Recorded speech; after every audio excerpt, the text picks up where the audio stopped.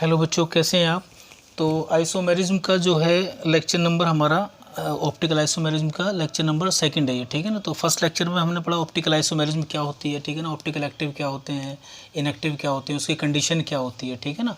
अब इसमें हम पढ़ेंगे, देखो कायरल सेंटर के बारे में या कायरल कार्बन के बारे में, ठीक है। और स्टीरियोजेनिक सेंटर और कायरल सेंटर या फिर कायरल कार्बन क्या होता है, ठीक है। देखो कायरल कार्बन क्या होता है, अगर वो एक sp3 कार्बन होता है, ये क्या होता है, ये एक sp3 कार्बन होता है। ध्यान से देखिए, ठीक है ना। क्या होता है, ये sp3 कार्बन होता है। अगर मान लो कोई sp3 कार्बन है और वो आपका 4 डिफरेंट ग्रुप के साथ में जुड़ा हुआ है, जैसे यहाँ A है, यहाँ B है और यहाँ मैं C लगा दूँ और यहाँ पे क्या लगा दूँ, D लगा दूँ, तो ये कार्बन क्या है, sp3 है। तो एक ऐसा sp3 हाइब्रिडाइज कार्बन जो 4 डिफरेंट ग्रुप के साथ में जुड़ा हो, दैट इज कायरल कार्बन, ठीक है ना। और कार्बन के अलावा अगर कोई दूसरा एलिमेंट है तो उसको कायरल सेंटर कह देंगे हम, लेकिन sp3 होना चाहिए।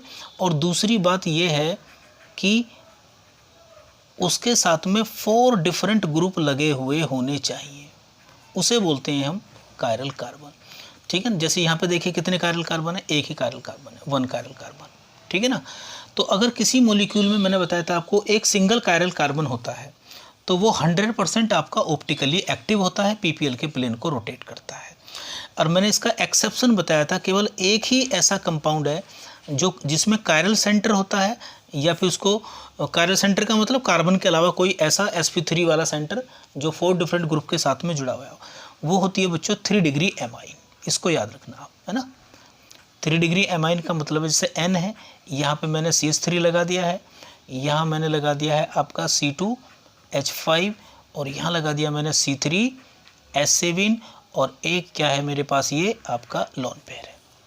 तो आप देख रहे हैं ये sp3 है, नाइट्रोजन, है ना, ठीक है, sp3 है और 4 डिफरेंट ग्रुप लगे हुए हैं। यहाँ पे मिथाइल है, यहाँ पे इथाइल है, यहाँ पे प्रोपाइल है। लोन पेयर भी क्या है आपका, एक इलेक्ट्रॉन डेंसिटी, ये भी एक ग्रुप की तरह काम करेगा। तो अगर कोई आपसे पूछता है इसमें कितने कायरल सेंटर है, तो आप बताओगे इसमें 1 कायरल सेंटर है, ठीक है ना, 1 कायरल सेंटर है, ठीक है। तो क्या ये ऑप्टिकली एक्टिव है, नहीं, ये ऑप्टिकली इनएक्टिव है। क्या ये आपका ऑप्टिकली इनएक्टिव है बच्चों, ठीक है ना। इसके बारे में हम थोड़ा आगे पढ़ेंगे, ठीक है। तो उसका रीज़न क्या होता है, ये जो 3 डिग्री एमाइन होती है ना, इसमें फिलिपिंग होती है। क्या होती है, इसमें फिलिपिंग होती है। और ये फिलिपिंग के द्वारा किस फॉर्म में एग्जिस्ट करती है, ये एक रेसिमिक मिक्सचर बनाती है, ठीक है ना। क्या बनाती है, ये एक रेसिमिक मिक्सचर बनाती है। और जो रेसिमिक मिक्सचर होता है वो ऑप्टिकली इनएक्टिव होता है, अभी हम पढ़ेंगे आगे चल के, ठीक है ना। तो अभी केवल आप याद कर लो, एक ही एग्जाम्पल है ये, ठीक है ना, कि जिसमें कायरल सेंटर होता है 1 और वो फिर भी क्या होती है, ऑप्टिकली इनएक्टिव होती है। उसका रीज़न क्या होता है, ये फिलिपिंग करती है, फिलिपिंग के द्वारा रेसिमिक मिक्सचर बनाती है, ठीक है ना। तो इसलिए ऑप्टिकली इनएक्टिव है। बाकी किसी में भी, इसके अलावा किसी में भी एक सिंगल अगर कायरल कार्बन है तो वो ऑप्टिकली एक्टिव होगा। जैसे ये लैक्टिक एसिड है, क्या ये आपका लैक्टिक एसिड है, ये क्या है आपका ऑप्टिकली एक्टिव है, ठीक है। तो हमेशा ध्यान रखना, लेकिन कायरल कार्बन का कायरलिटी से कोई लेना देना नहीं है, ना कायरलिटी का कायरल कार्बन से कोई लेना देना है। कायरल कार्बन क्या है, एक महज sp3 कार्बन है जो 4 डिफरेंट कार्बन के साथ में 4 डिफरेंट ग्रुप के साथ में जुड़ा होता है। एक सिंगल कायरल कार्बन होने पर मॉलिक्यूल ऑप्टिकली एक्टिव होगा। एक से ज़्यादा अगर कायरल कार्बन है किसी में तो वो ऑप्टिकली एक्टिव हो भी सकता है और नहीं भी हो सकता है, ठीक है ना। तो हमारे पास बहुत सारे ऐसे एग्जाम्पल हैं जिसमें कायरल कार्बन होगा और वो फिर भी ऑप्टिकली एक्टिव नहीं होगा। कायरल कार्बन है उसमें ऑप्टिकली एक्टिव होगा। कई ऐसे भी मॉलिक्यूल हम पढ़ेंगे इसमें बच्चों ऑप्टिकल आइसोमेरिज्म में, कि जिसमें कायरल कार्बन नहीं होगा वो फिर भी ऑप्टिकल एक्टिव होगा। तो इसका मतलब यह है कि किसी मॉलिक्यूल में कायरल कार्बन का होना या ना होना ऑप्टिकल एक्टिविटी के लिए कोई सफिशिएंट और नेसेसरी कंडीशन नहीं है, ठीक है ना। ऑप्टिकल एक्टिविटी के लिए या ऑप्टिकल आइसोमेरिज्म के लिए नेसेसरी और सफिशिएंट कंडीशन है कायरलिटी। मॉलिक्यूल में कायरलिटी होनी चाहिए। और कायरलिटी कब होगी, जिसमें प्लेन ऑफ सिमेट्री और सेंटर ऑफ सिमेट्री क्या होगी, आपकी एब्सेंस होगी, ठीक है ना। तो कायरल कार्बन और देख लेते हैं हम, है ना। कुछ देखिए, मान लो जैसे इसमें बताइए कितने कायरल कार्बन है, ये देखिए भाई यहाँ पे कितने कायरल कार्बन है, ये देखिए,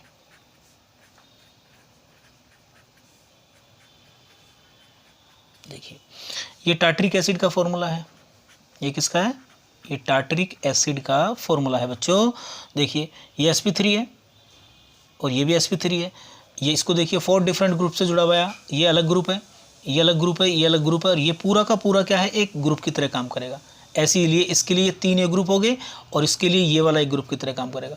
तो इसमें 2 कायरल कार्बन है आपके, कितने, 2 कायरल कार्बन है, ठीक है ना। अब कायरल कार्बन है तो इसका मतलब ये ऑप्टिकली एक्टिव होना चाहिए, नहीं होता। क्यों, क्योंकि आप अगर इसको बीच में से डिवाइड करेंगे तो आप देखेंगे इसमें क्या है, प्लेन ऑफ सिमेट्री है, और अगर प्लेन ऑफ सिमेट्री है तो मॉलिक्यूल क्या होगा, ऑप्टिकली इनएक्टिव होगा, ठीक है ना। तो कायरल कार्बन की वजह से मॉलिक्यूल ऑप्टिकली एक्टिव हो ये जरूरी नहीं है, कायरलिटी होनी चाहिए। कायरलिटी कब होगी, जब उसमें प्लेन ऑफ सिमेट्री नहीं होगी, ठीक है ना।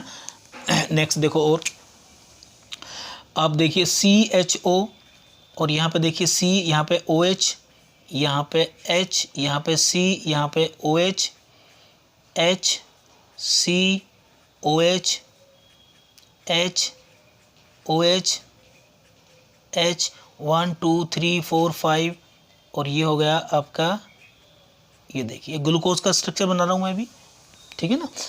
ओपन चेन स्ट्रक्चर है ये, देखिए कितने कायरल कार्बन है, एक कायरल कार्बन ये है, एक ये है, एक ये है, एक ये है। तो ग्लूकोज में, ये ग्लूकोज का स्ट्रक्चर है बच्चों, ठीक है ना। तो ग्लूकोज में कितने कायरल सेंटर होते हैं, 1 2 3 4 होते हैं, 4 कायरल सेंटर होते हैं इसमें, 4 कायरल कार्बन, याद रखोगे आप इसको, ठीक है ना। इसी तरह से आप किसी भी कंपाउंड में निकाल सकते हो, ठीक है। जैसे देखिए मान लो मैं बात करूं, मान लो मैंने यहाँ पे दिया ये CH3 और CHCl, और यहाँ पर आ गया आपका Cl और CH2 और CH3। बताइए इसमें टोटल कायरल कार्बन बताइए बच्चों, टोटल कायरल कार्बन कितने हैं। देखिए इसको देखिए, इस कार्बन को अगर H को ऊपर लगाओगे, ठीक है ना, तो आप देखोगे ये कार्बन कैसा है, sp3 है, ठीक है ना। और इस पर 4 डिफरेंट ग्रुप लगे हुए हैं, एक ये Cl है, एक CH3 है, एक इधर देखो, ठीक है। इसी प्रकार इसको भी देखो, ये भी कायरल कार्बन है, क्यों, क्योंकि देखो ये भी sp3 है, इस पर 4 डिफरेंट ग्रुप लगे हुए हैं। एक H को नीचे लगाओ तो ये वाला ग्रुप अलग है, Cl अलग है, H अलग है, ये अलग है, ठीक है ना, लेकिन आगे कोई भी कायरल कार्बन नहीं है। तो इसका मतलब इसमें कितने कायरल कार्बन हो गए आपके, इसमें 2 कायरल कार्बन है बच्चों,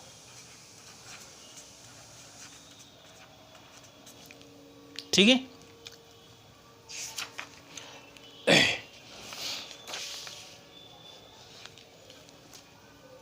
इंपॉर्टेंट देखिए, भूलना नहीं है बिल्कुल भी, बहुत इंपॉर्टेंट है।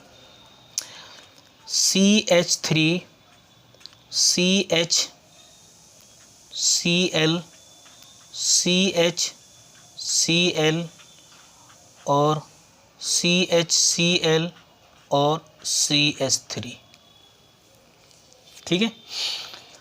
Find out total chiral carbon, total chiral carbon इसमें काउंट करिए, ठीक है। बहुत इंपॉर्टेंट है बच्चों, बहुत बहुत इंपॉर्टेंट। चलो इसका स्ट्रक्चर बना लें हम। देखिए CH3 है, यहाँ पे ऊपर Cl लगा लीजिए, नीचे क्या आ गया H, यहाँ पे ऊपर Cl आ गया, नीचे क्या आ गया H, ऊपर Cl आ गया, नीचे क्या आ गया H, और यहाँ पे क्या आ गया ये CH3। ध्यान से देखिए, सबसे पहले हमेशा ऊपर और नीचे वाले को काउंट करिए। इसे देखिए, क्या ये कायरल कार्बन है आपका, क्या ये कायरल कार्बन है बच्चों, क्या ये आपका कायरल कार्बन है, बिल्कुल है। sp3 है, ये भी sp3 है और ये भी आपका sp3 है, दोनों ही क्या है, ये कायरल कार्बन है, ठीक है ना।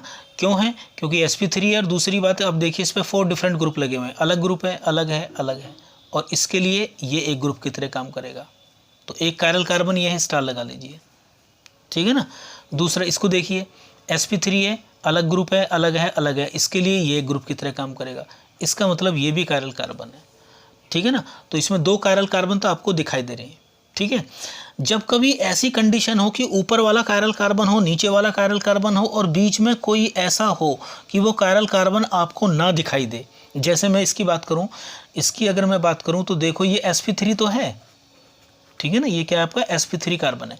क्या इसके पास 4 डिफरेंट ग्रुप है, देखिए यहाँ पे Cl लगा हुआ है, ठीक है, अलग है, यहाँ पे H लगा हुआ है, ठीक है, लेकिन यहाँ पे देखिए ये ग्रुप और ये ग्रुप इस कार्बन के लिए ये तो दोनों ग्रुप क्या हो गए, सेम हो गए, ठीक है ना। तो जब ऐसी कंडीशन हो कि ऊपर वाला कायरल हो, नीचे वाला कायरल हो और बीच वाला कायरल आपको ना दिखाई दे, तो बच्चों ऐसे कायरल कार्बन को ही हम कहते हैं सूडो कायरल। क्या कहते हैं इसको, सूडो कायरल कार्बन कहते हैं, ठीक है। अब बच्चे क्या करते हैं यहाँ पे, इसमें जो है काउंटिंग करने में गलती कर देते हैं, बस इसको 2 आंसर लिख देंगे इसका। तो अगर टोटल निकालना हो ना, तो टोटल कायरल अगर निकालने हो ऐसे केस में, टोटल कायरल कार्बन निकालने हो बच्चों, तो टोटल कायरल कार्बन जब आप निकालोगे, और हमेशा ध्यान रखना ऐसे में जो टोटल आएगा ना हमेशा ओड नंबर में आएगा, ओड नंबर आएगा हमेशा काउंटिंग करने के बाद में। तो टोटल कायरल कार्बन निकालते हैं ना, तो 2 तो इसमें रियल कार्बन है, ठीक है ना, और एक क्या है, सूडो है, तो दोनों को काउंट करना पड़ेगा, सूडो वालों को भी काउंट करोगे, आंसर कितना आएगा, 3 आएगा। और हमेशा ऐसे केस में टोटल कायरल कार्बन किस में आएंगे बच्चों, ओड में आएंगे, ये ध्यान रखना आप हमेशा, ठीक है ना। तो आगे जैसे मतलब आंसर आ जाएगा आपका 3 आ गया, या आपका 5 आ गया, 7 आ गया, 9 आ गया, इस तरह से आएगा, ठीक है ना। आगे जब आप स्टीरियो आइसोमर से निकालोगे तो ये केस बहुत इंपॉर्टेंट है, याद रखना इसको। कभी भी कोई भी ऐसा केस मिला कि ऊपर वाला कायरल, नीचे वाला कायरल कार्बन और बीच वाला आपको कायरल कार्बन ना दिखाई दे, ठीक है ना, तो उसको हम बोलेंगे सूडो कायरल। जैसे मैं एक एग्जाम्पल और लेता हूँ, लो यहाँ पे CH2OH और CHOH, और यहाँ पे लिया मैंने CHOH, और यहाँ लिया मैंने CHOH, और यहाँ लिया मैंने CHOH, ठीक है ना, और यहाँ लिया मैंने CHOH, और ये होगा मेरे पास CH3। ध्यान से देखिए इसमें कितने कायरल कार्बन है, इसमें आपका अगर मैं बात करूँ, ये कायरल कार्बन है, ये कायरल कार्बन है, ये कायरल कार्बन है, ये कायरल कार्बन है, और ये जो आपको दिखाई दे रहा है बीच में, ये कैसा है आपका, सूडो है, ठीक है ना। आप स्ट्रक्चर बनाओ और आसानी से चेक करो, ये सूडो है। तो टोटल अगर काउंट करोगे इसमें, तो टोटल कितने आएंगे आपके, टोटल आंसर आएगा आपका 5, 1 2 3 4, और एक होगा ये वाला सूडो वाला, ठीक है ना। और जब मैं आपको प्रोजेक्शन पढ़ाऊंगा तो और इसकी डिटेल बताऊंगा आपको, ठीक है। तो कायरल कार्बन का मतलब समझ गए ना, ठीक है ना। तो किसी मॉलिक्यूल में आपका कायरल कार्बन का होना या ना होना वो ऑप्टिकल एक्टिविटी के लिए नेसेसरी और सफिशिएंट कंडीशन बच्चों नहीं है। तो ये तो कायरल सेंटर या कायरल कार्बन की बात कर रहे हैं हम, ठीक है। एक एग्जांपल मैं आपको देता हूँ, ठीक है ना। तो जैसे क्वेश्चन कई बार पूछ लेता है बच्चों कि एक रिंग में दे देता हूँ, लो आपको बताइए, ये देखिए एग्जांपल बढ़िया सा एक, ये देखिए यहाँ पे मैंने Me लगा दिया है, यहाँ मैंने Me लगा दिया है, और यहाँ पे मैंने 2 मिथाइल ग्रुप लगा दिए हैं, यहाँ मैंने CH2 लगाया है, और यहाँ मैंने CO और CH3 लगाया है, ठीक है। आपको बताना है टोटल कायरल कार्बन कितने इसमें, ठीक है ना। तो एक तो ये एग्जाम्पल है आपके लिए, और एक एग्जाम्पल ये है, बहुत बढ़िया सा देखो टोटल कायरल कार्बन कितने हैं, रिंग में भी आपको काउंट करने आने चाहिए, ठीक है ना। ये देखिए ये मैंने आपकी 4 रिंग बना दी है यहाँ पे, और यहाँ पे है OH, और यहाँ पे है आपका CONH2, और आपका यहाँ पे है मेरा N और Me2 मिथाइल, ठीक है ना। और जी यहाँ पे है मेरे पास OH, और यहाँ पे डबल बॉन्ड है, ठीक है ना, और यहाँ पे है मेरे पास OH और H लगा हुआ है, और यहाँ पे मेरे पास CO गए, और यहाँ पे मेरे पास ये बेंजीन है, ठीक है ना। तो आप इसमें काउंट करिए बच्चों कितने टोटल कायरल कार्बन है, ठीक है। देखो ये भी नहीं है कायरल कार्बन, डबल बॉन्डेड होता है नहीं, ये भी कायरल कार्बन नहीं है बच्चों। एक तो ये है, एक ये है, और एक ये है, ठीक है ना। इसको ध्यान से आप चेक करेंगे, इसमें 3 कायरल कार्बन है। अगर इसकी बात करूं तो देखो एक ये है, एक आपका ये है क्योंकि ये sp3 है, और एक आपका ये है, यहाँ पे H भी छिपा हुआ है, तो आप देखेंगे चारों तरफ बॉन्ड अलग अलग है। एक आपका ये है, एक आपका ये है, तो 1 2 3 4 5, इसमें कितने हो गए आपके 5 कायरल कार्बन है। तो आप इसका स्ट्रक्चर बना के इसको चेक करेंगे, ठीक है ना। ये बात होगी कायरल कार्बन की, ठीक है। नेक्स्ट जो हमारा टॉपिक है वो है बच्चों स्टीरियोजेनिक सेंटर क्या होता है। स्टीरियोजेनिक सेंटर क्या होता है, ठीक है ना। स्टीरियोजेनिक सेंटर क्या होता है। देखिए कई बार पूछ लेगा आपसे कितने स्टीरियो आइसोमर्स हैं, कितने स्टीरियो सेंटर हैं इसमें बताइए। स्टीरियोजेनिक सेंटर और कायरल सेंटर क्या होते हैं, ठीक है ना। जितने भी कायरल सेंटर होते हैं वो सब स्टीरियोजेनिक सेंटर होते हैं, ठीक है ना। मैं लिख देता हूँ यहाँ पे, ये लाइन याद रखना आप कि ऑल कायरल सेंटर, जितने भी कायरल सेंटर होते हैं, कार्बन की बात करें, कायरल कार्बन होते हैं, ठीक है ना। All chiral carbon are stereogenic centre, ठीक है, stereogenic centre. But all stereogenic centre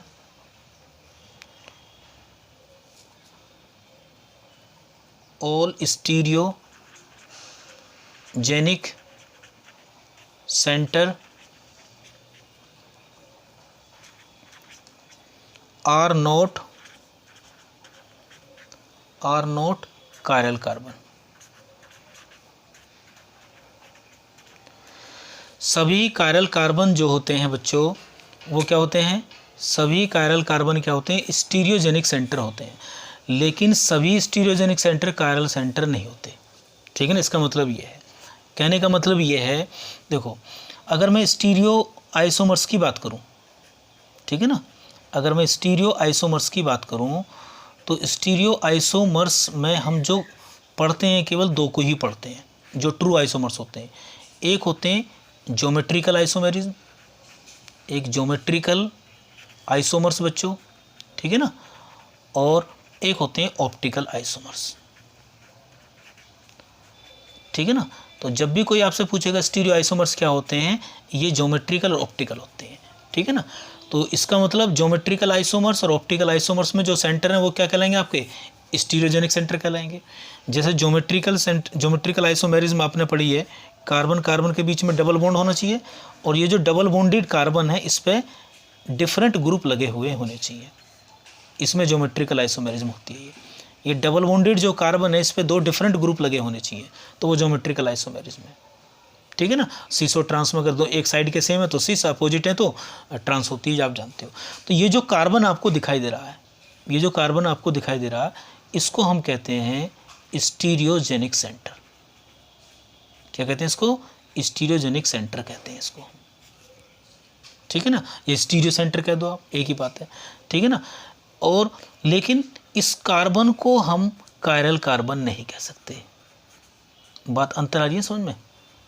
chiral carbon नहीं, क्योंकि कायरल कार्बन कैसा होता है sp3 और ये कार्बन कैसा है आपका sp2, इसलिए लिखा था मैंने।